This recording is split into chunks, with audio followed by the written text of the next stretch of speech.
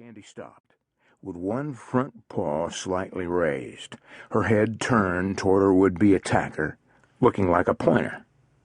When Candy did not run or even flinch, the dog slowed his pace and came to a halt. Candy did not move, did not make a sound, did not even bristle up one hair. She simply stood her ground in the same position and stared at the now not-so-sure-of-himself doggy.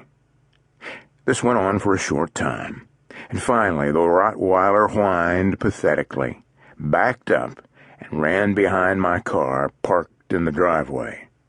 Candy then resumed her trek up through the lawn, slowly taking her time. Brenda and I watched this episode in amazement and thought to ourselves, what a cool cat. Artis, one of our parishioners, offered this neat analysis. If Candy could have talked, she would have said, "Okay, Mutt, make my day."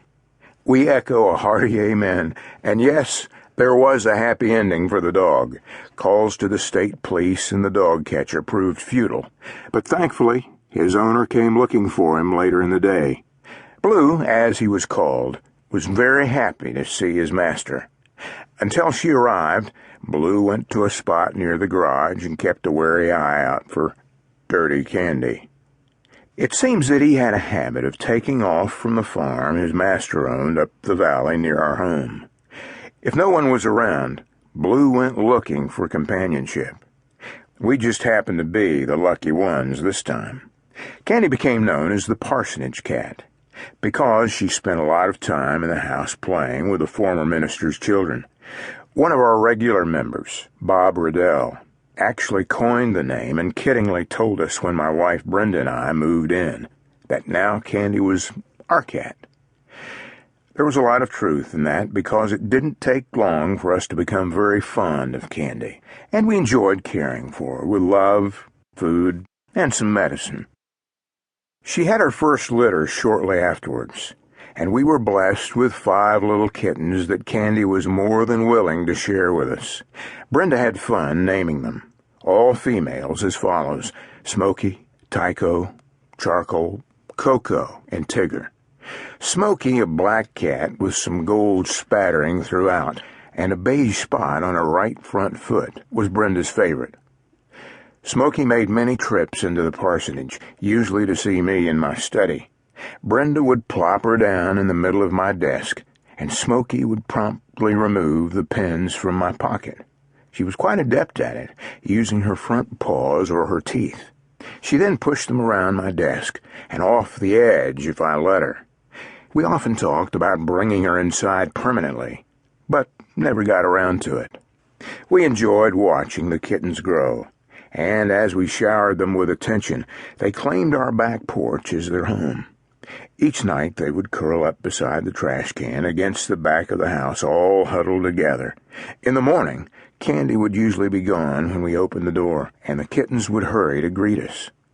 We fed them dried cat food after they were old enough to eat it, and they dug into it like there was no tomorrow.